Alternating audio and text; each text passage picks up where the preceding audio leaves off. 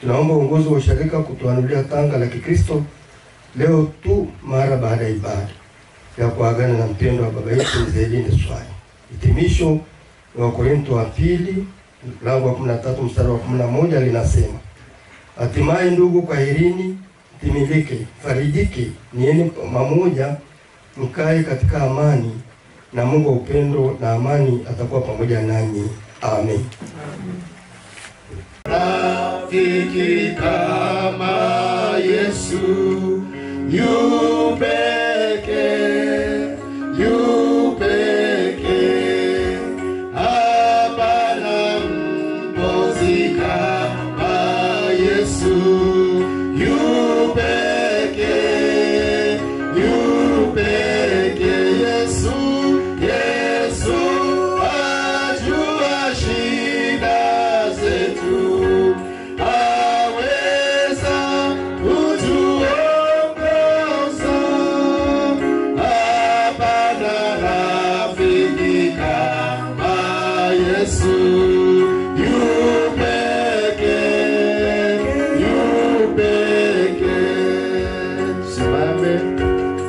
tunaweza kuwa na marafiki, hata na wazazi, hata na wenzi wetu, lakini kwenye hali ngumu wakatuacha.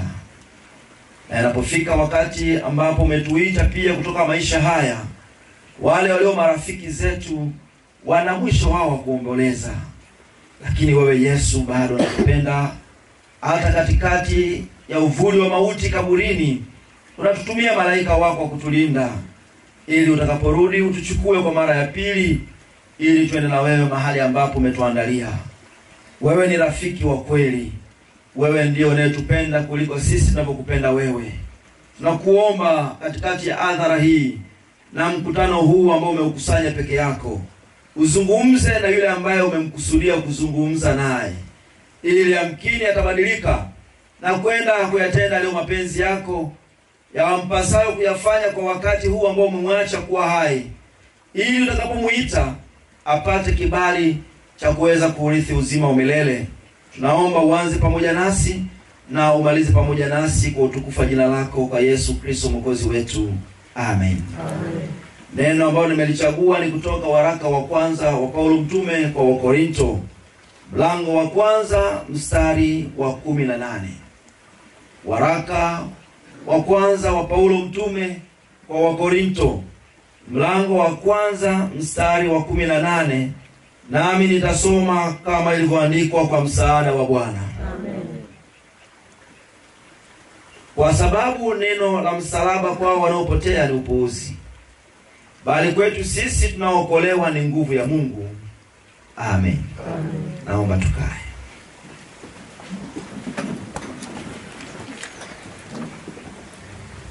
Wapendwa watu wa Mungu, Bwana wetu Yesu Kristo asifiwe. Amen. Mungu ni mwema kila wakati.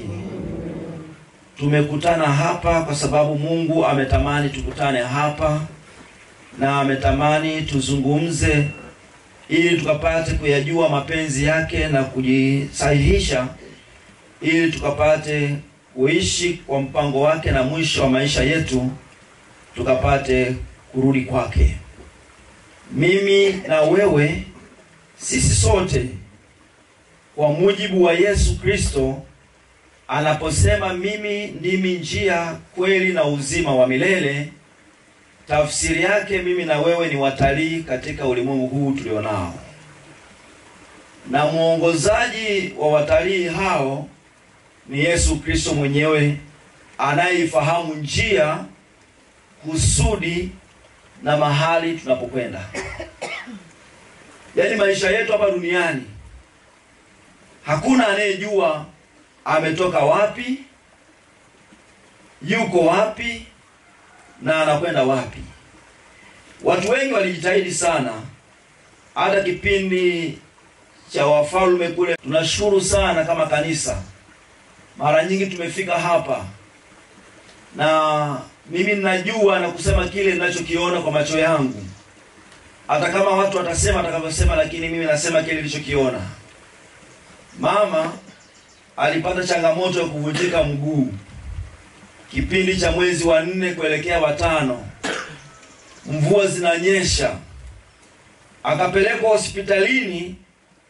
Akiwa hospitalini majira ya jioni, akaambiwa utalala hapa, utafanywa lolote mpaka mguu upungue kwa sababu ulikuwa umevimba. Akasema kule nyumbani nimemwacha mume wangu, siwezi kulala hospitalini. Na akaletwa kwa gari mpaka maeneo fulani pale unapoanza kuingia. Barabara ilikuwa ni mbaya na inateleza sana. Wakashindwa kumleta kwa gari, wakamleta kwa wheelbarrow. Akaja kumwangalia nani? Ambaye amelala kitandani, ambaye hana msaada na yeye, lakini yeye ndio anahitaji kufanyaje? Ingelikuwa ni wewe ungefanyaje? Ingelikuwa wewe ungefanyaje? Niliona upendo wa ajabu sana ambao haupimiki. Mguu umevunjika. Tena umevunjika mguu ambao ulivunjika tena. Maumivu ni makali ya mfupa. Lakini anasema silali hospitalini na kwenda kumuona mume wangu. Wale mabinti wa miaka 2000 amekosa pesa tu ya kubadilisha mboga. Unamwambia narudi wapi? Kwetu. Sidhani hata kama watoto wangekuwa na ujasiri huo, sijajua vizuri. Lakini tumefika mara nyingi na tunamkuta baba yuko kwenye hali nzuri kabisa. Kuna sehemu unaweza kaingia ukamkuta mzee ambaye amekaa muda mrefu kama hivi. Harufu inayotoka sio kawaida. Lakini mama mguu umevunjika, watoto wa kazi wa kumsaidia ni wachache, wanakuja mara kwa mara, wengine wanaondoka, lakini bado tulikuta mazingira ni mazuri. Ninafikiri watoto mna sababu ya kukaa kumnunulia mama kitenge cha zawadi. Hii ni special tu kwamba umkumbuke kwamba tunakuenzi kwa kutunzia baba yetu. Lakini pia Lawrence amekuwa msaada mkubwa. Mara nyingi anafika na tunajifunza kwamba kuna watoto ambao wanawapenda baba zao. Watoto wa kiume wengi wanajisahaulisha. Wanakuwa wanakaa upande wa mama wakijifanya kwamba wao ni bora kuliko baba, wanawapenda mama zao, lakini kumbuka wewe ni baba ambaye utazeeka mtarajiwa. Yaani unachomfanyia baba yako huwezi kuruka hapo, maana mke wako anakuona. Na watoto wako wanafanyaje? Kwa lazima na wewe utazeeka na huwezi kukwepa hicho kikombe, lazima utakinywea. Kwa wanaume wenzangu, tuendelee kuwapenda baba zetu. Kwa sababu baba zetu ndio wametuletea mama zetu. Tusione kwamba mama ni bora kuliko baba. Baba ndio alimchagua huyo mama akamleta kwenu. Jina la Bwana libarikiwe. Amina. Amen. Wala ule sitakushukuru na familia yako. Nafikiri mama alikuruhusu akasema atabaki nyumbani kwa sababu ya heshima kwamba baba lazima unapaswa kumwangalia wewe. Lakini wengine watoto sijajua, siwezi kusema kitu ambacho sijakijua, lakini naamini labda kwa sehemu moja au nyingine mlikuwa mna support maisha haya yaende. Kwa kila mmoja aliogusa kwa mkono wake, Mungu ambariki. Jina la Bwana libarikiwe. Na kama ukufanya, muda umekwisha. Maana huwezi sasa kumpelekea tena baba blanketi kaburini. Hata kama umejitahidi kutoa ile fedha ya kujenga ile kaburi, haina maana yoyote. Maana amekwisha kuondoka. Huwezi kumpa mtu chakula ameshaondoka. Wapendwa waombolezaji, waraka wa kwanza wa Paulo mtume kwa Wakorinto wa kale. Kwa hiyo mtume Paulo anawaandikia Wakorinto wale wa kale ambao ni Wagiriki. Mji huu wa Korinto ulikuwa ni mji shikavu. Kwa hiyo kutokana na ile rasi iliyokuwapo pale, baada ya shehena kushushwa na meli kubwa, majahazi yalichukua mizigo kwa kupitia ile rasi, wakawa wanasogeza karibu na mji. Kwa hiyo mji wa Korinto ulifahamika kwa sababu ulikuwa ni mji mkubwa wa kibiashara. Walikuwa wakitoka Italy kuelekea Asia ndogo. Kwa hiyo ulikuwa na mwingiliano wa watu wengi. Na kwa sababu ya mwingiliano wa watu wengi waliokuwa wakifika katika mji wa Korinto, pia ni mji ambao ulijengwa mahekalu mengi tofauti tofauti. Yalikuwepo mahekalu makubwa, lakini kwa leo nitataja machache ambayo yanakuwa kama mfano. Kwa hiyo mji huu wa Korinto ulikuwa na mchanganyiko mkubwa wa dini mbalimbali na waumini mbalimbali, na moja ya mahekalu yaliyojengwa ni hekalu ambalo liliitwa Mungu mke wa uzuri wa mapenzi, Mungu. Na baadaye walimfukuza huyu Paulo kutoka sinagogi kwa sababu waliona akifundisha kweli ya Mungu, na watu mara nyingi hawapendi kweli, wanapenda uongo. Kwa hiyo Paulo akaamua kukimbilia kwa Krispo, na alikuwa ni mtu mkubwa, na alipookoka yeye na jamaa yake, ndipo watu wakaanza kumfuata Paulo na kumsikiliza, kwa sababu yuko mtu mkubwa ambaye ameokoka katikati ya jamii, yeye na familia yake. Hii inafanana sana na maeneo ya Masaini, akiokoka baba anaokoka na familia yake, na kama ni kiongozi. Na wakafanya sherehe za kula nyama zilizofanyika huku zikialika watu mbalimbali. Na hapo tunajifunza pia kwa mazingira yetu ya sasa. Tumeona watu wengi wakitoa vyakula na nyama mahali. Sasa mimi sisemi kwamba ni sadaka au ni nini, sina majibu ya kwao, lakini nimeona. Ila kwa Paulo wakati ule zilikuwa zikitolewa sadaka kwa miungu ya sanamu, kwa miungu mingine, na walikuwa wakitoa ili watakapokula chakula kile, hasa hizi nyama, watu waelekee kwenye mrengo wa kwao, wasahau kusudi la Mungu, wasipokee mafundisho ya neno la Mungu. Na hata nyakati hizi tumeona. Kwa hiyo ndipo napoona Paulo mtume anajaribu kujibu maswali yaliyokuwa akiulizwa. Je, watu wa Kristo kushiriki au kutokushiriki hivi vyakula vinavyotolewa ni halali? Na hata leo inawezekana wananiuliza kwamba ambao walikuwa wakiandikiwa waraka huu. Lakini pia mji huu wa Korinto ulikuwa na mashindano ya michezo yaliyoitwa michezo ya Isthmia. Michezo hii ilikuwa ikifanyika kila baada ya miaka miwili, na ilileta watu wengi sana. Lakini nasikitika, inawezekana mnawasha mishumaa leo, ila hakuna aliyefika hata mmoja kumsalimia babu.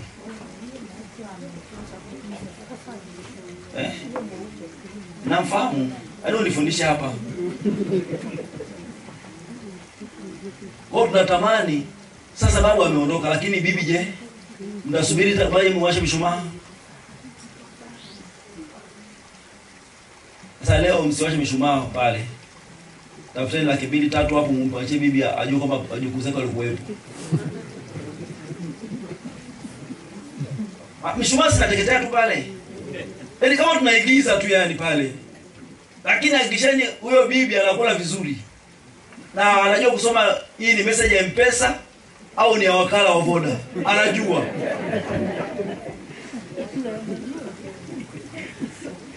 Una namba ya bibi? Hebu nitajie. 7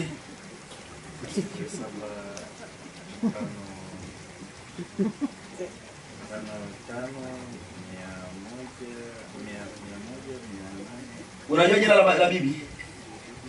Unajua jina lake? Kama ulijui tuma 100,000 kwenye ile namba hiyo sasa hivi hapo. Unaona jina la bibi.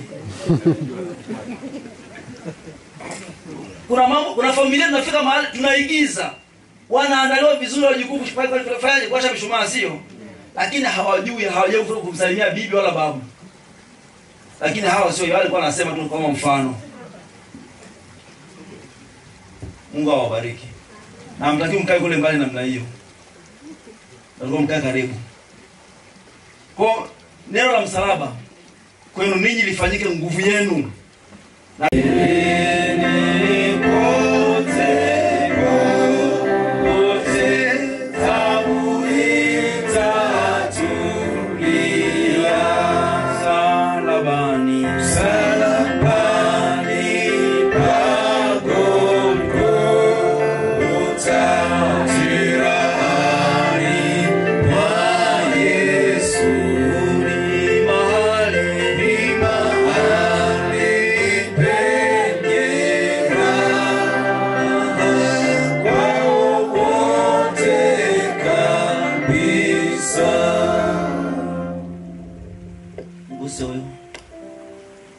naomba niseme na wewe kwamba msalabani pa Golgotha ni mahali penye raha. Pombe haina raha. Pombe mwisho wake ni maumivu makubwa na majeraha kwenye mwili, maumivu ya nafsi. Hata wanawake hawana raha. Kati ya vitu ambavyo vinaleta shida na changamoto kwenye nafsi na uchumi wa watu ni kwa ajili ya kupenda hiyo zinaa. Kwa hiyo ni wito wangu, mimi nasema na wewe kama rafiki, kwa niaba ya watoto wa familia nzima. Sio kama ni wewe nakuambia. Kuna mtu namwambia pale, lakini kupitia wewe najua ukasirikage. Kama nimekuchagua. Kwa tunatamani mwisho wa maisha ya baba pale wakati tunavunja tanga, kama familia usaidie kuambia kwamba tunatamani kutengeneza na Mungu wetu, ili ule moyo wa kanisa, moyo na tabia ya Mungu kwenye familia hii urudi kama vile ambavyo mlikuwa mnakaa watoto wa familia hii mnakula kwenye sinia moja. Najua umri wako haikuwa self service, ilikuwa ni sinia linawekwa hapo, mboga inawekwa katikati, kila mtu anapambana. Mama anaangalia kama refari anasema hapana, mwachieni mtoto mdogo. Wa umri wangu atafahamu hilo nalolisema. Kwa hiyo natamani ile hali ya kwanza ambaye sasa mama anaachwa kama refari wa kuangalia nani ambaye anachukua tonge kubwa, ambaye wewe punguza Lauresi, kula taratibu na wadogo zako. Dada akichelewa kula, wewe mwachieni huyo. Natamani namna hiyo wakati wa kuvunja tanga. Kwa wakati wa kupiga shada pale, kila mtu atafakari maisha yake. Lakini wakati wa kuvunja tanga tunatamani kusema na familia hii na wajukuu na wale wote ambao Mungu amewapa neema ya kutoka katika viuno vya baba huyu, ili tumuone Mungu katika maisha yetu sasa na hata milele. Amen. Amen. Mungu bado zinatufanya tusilale usingizi kwa sababu ya kuviziwa na watu wakitamani kutuua. Lakini hata kama tutafuta kulewa na kustarehe, starehe zina mwisho wake, na mwisho wake wakati mwingine ni maumivu katika miili yetu. Hata kama tutafanya kama kule Korinto, kuwa na masinagogi na mahekalu yenye wanawake wazuri, lakini bado nao wana mwisho wao. Na kusi Yesu mtakatifu ambao umetuita mahali hapa leo, uendelee kusema na watoto wako ili tuendelee kujiuliza na kujifunza. Mwisho wa yote tukutukuza wewe uliye Mungu Baba, Mwana na Roho Mtakatifu. Amen. Neno lako tu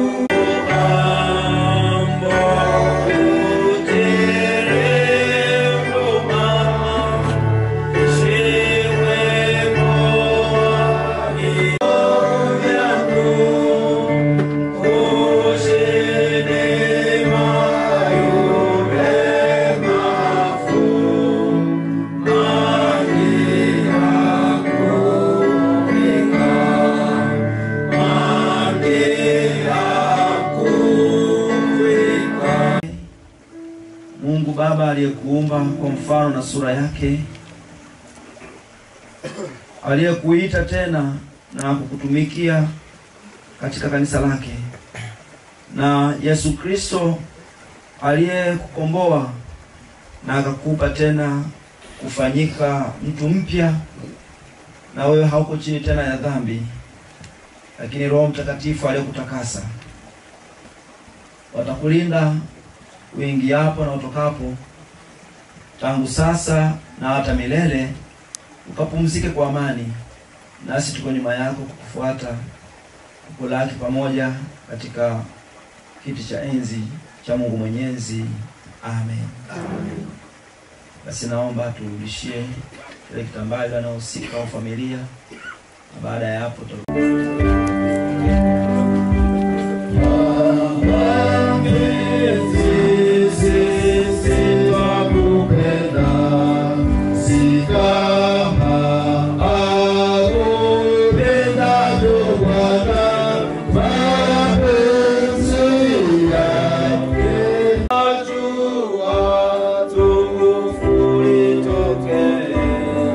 Hata watu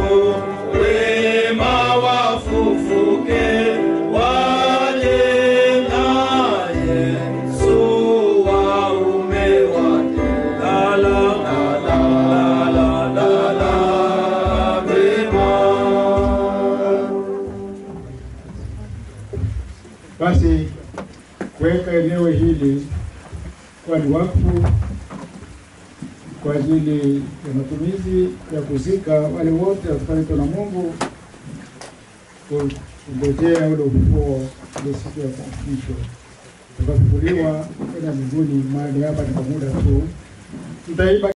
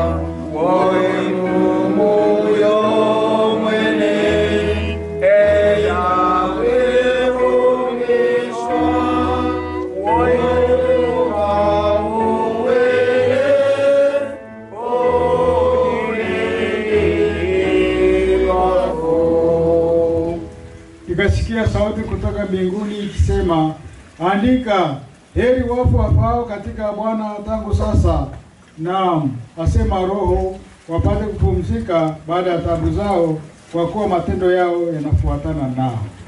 Kwa maana yatupasa sisi sote kudhihirishwa mbele ya kiti cha hukumu cha Kristo, ili kila mtu apokee jara ya mambo aliyoyatenda kwa mwili, kadri alivyotenda, kama ni mema au mabaya. Makaburi ya Wakristo ni mahali pa kulala na kupumzika tu. Wote wanaomwamini Bwana Yesu, hata kama watakuwa wamekufa, parapanda ile itakapolia, Mungu atawafufua kwa uwezo wake alivyomfufua Bwana wetu Yesu Kristo. Atuombe.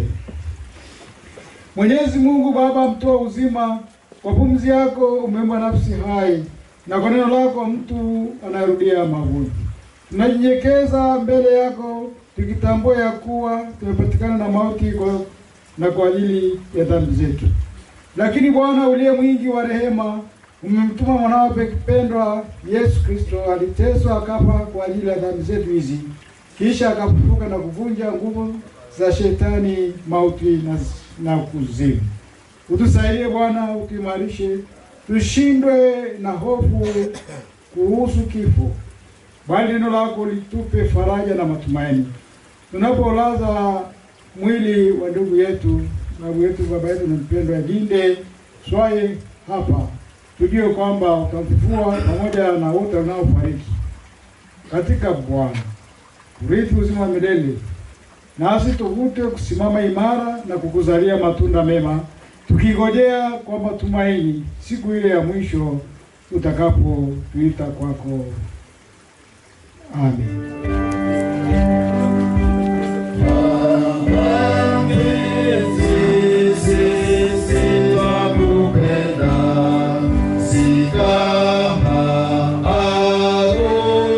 Tuletea shida ya kukataa kula.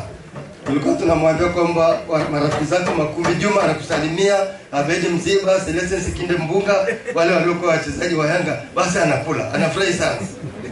Anafurahi maana alikuwa anawapenda sana. Kwa hiyo na mchungaji kweli umefahamu haya. Mungu akubariki sana. Sasa wapendwa, kwanza ni washukuru wote kwa kufika kwa pamoja nasi, kujumuika pamoja nasi katika ibada hii ya kuagana na mpendwa baba yetu.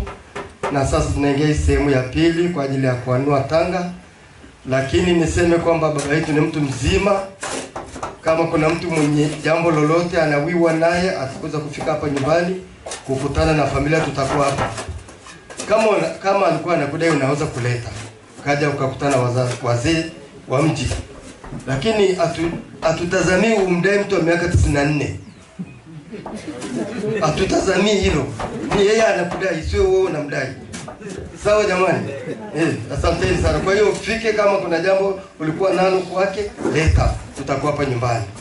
Baada ya kusema hayo, pale mwisho nitamwomba mwenyekiti mstaafu Baba Rogati Swata atoe neno la shukrani pamoja na kutueleza mambo yatakayofanyika. Ila kwa sasa mahali alipotoka mtu anaweka mtu. Na tunaye kaka mkubwa baba yetu Lawrence Mwalimu. Ni muombe kaka yetu Albert amlete hapa mbele mahali ambapo huduma inafanyika.